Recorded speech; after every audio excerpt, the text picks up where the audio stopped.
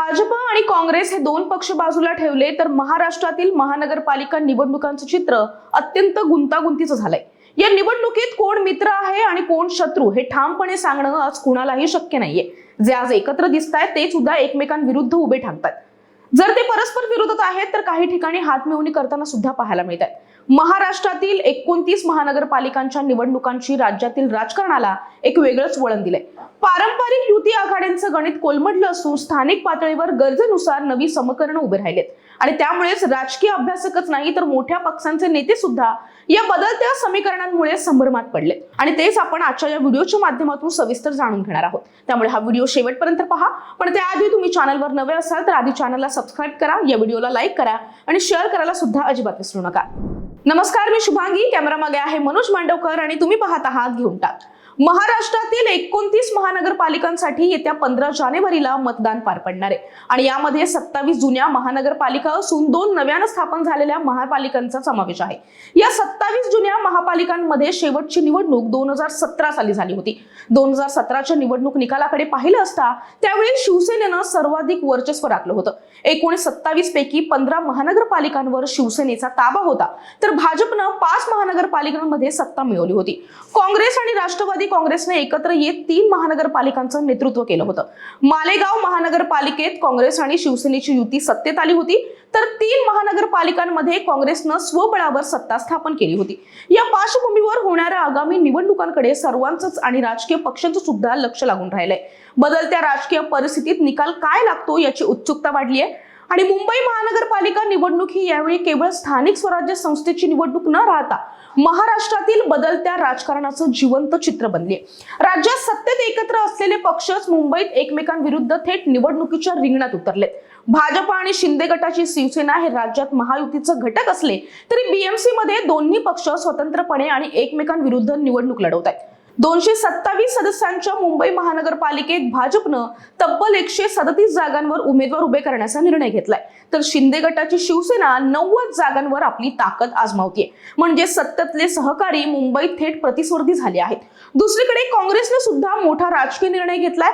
महाविकास आघाडीतील जुन्या सहकाऱ्यांपासून वेगळं होत काँग्रेसनं प्रकाश आंबेडकर यांच्या नेतृत्वाखालील बहुजन वंचित आघाडी सोबत नवी युती केली आहे। या युती अंतर्गत काँग्रेस 227 पैकी 165 जागांवर निवडणूक लढवत असून वंचित बहुजन आघाडी 62 जागांवर आपले उमेदवार उभे करते। या निर्णयामुळे पारंपरिक विरोधी आघाडीचे समीकरण पूर्णपणे बदललेलं आहे। मुंबईच्या राजकारणात सर्वाधिक चर्चेत असलेली युती म्हणजे ठाकरे बंधूंची महाविकास आघाडीपासून वेगळं झाल्यानंतर उद्धव ठाकरे यांनी थेट आपले बंधू राज ठाकरे यांच्याशी हात मिळवणी केली आहे। या नव्या समीकरणानुसार उद्धव ठाकरे यांच्या नेतृत्वाखालील शिवसेना म्हणजेच उद्धव गट 175 जागांवर निवडणूक लढवत आहे तर राज ठाकरे यांच्या मनसे पक्ष 52 जागांवर उमेदवार उभे करत आहे। शरद पवार यांच्या राष्ट्रवादी काँग्रेसची भूमिका मात्र मर्यादित स्वरूपाची आहे।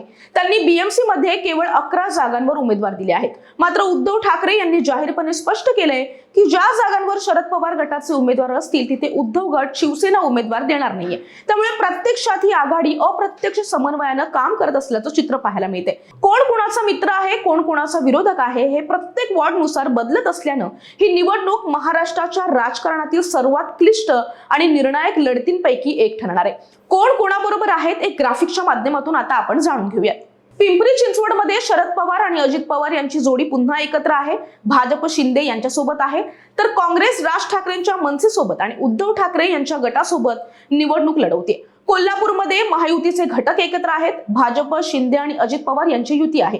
मात्र महाविकास आघाडी फुटली असून शरद पवारांनी आम आदमी पक्ष आणि वंचित बहुजन आघाडी सोबत युती केली आहे तर काँग्रेस ठाकरे बंधू सोबत युती आहे। ठाणे, कल्याण, डोंबिवली आणि नाशिकमध्ये सुद्धा 3 प्रमुख युती दिसतात। महायुती भाजप आणि शिंदे यांची शिवसेना अनेक ठिकाणी एकत्र आहे तर दुसरी युती ठाकरे बंधू उद्धव यांची शिवसेना आणि राज ठाकरे यांची मनसे यांच्यात आहे। तिसरी युती काँग्रेस, शरद पवार यांची राष्ट्रवादी आणि वंचित बहुजन आघाडी यांच्यात आहे। काही ठिकाणी आम आदमी पक्ष आणि MIMच्या स्वतंत्रपणे निवडणूक लढवत आहेत ज्यामुळे मतदान अधिक रोचक झालंय।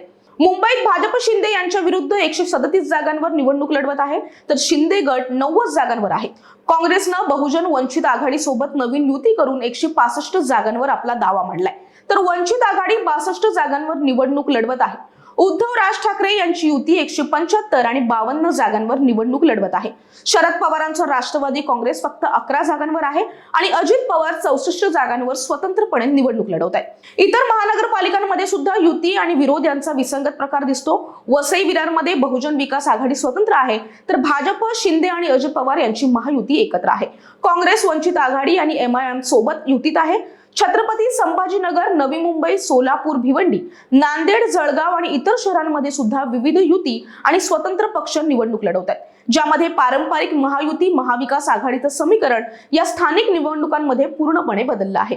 अशा प्रकारे महाराष्ट्राच्या महानगरपालिका निवडणुकीत कोण कोणासोबत आहे आणि कोण कोणाच्या विरोधात आहे हे शहरानुसार वेगळं आहे. महायुती आणि महाविकास आघाडीचे पारंपरिक पक्ष काही ठिकाणी एकत्र आहेत, तर काही ठिकाणी स्वतंत्र आहेत. काँग्रेस, मनसे, वंचित आघाडी, MIM आणि अन्य छोटे पक्ष या बदलत्या समीकरणात आपली भूमिका वेगवेगळी बजावत आहेत. ही सर्व परिस्थिती निवडणूक अधिक गोंधळलेली आणि रोचक बनवते. तुम्हाला काय वाटतं, या गुंतागुंतीच्या समीकरणांमध्ये कोणता पक्ष किंवा युती बहुमत मिळवेल? कोणत्या शहरात कोणते बदल महत्त्वाचे ठरू शकतात?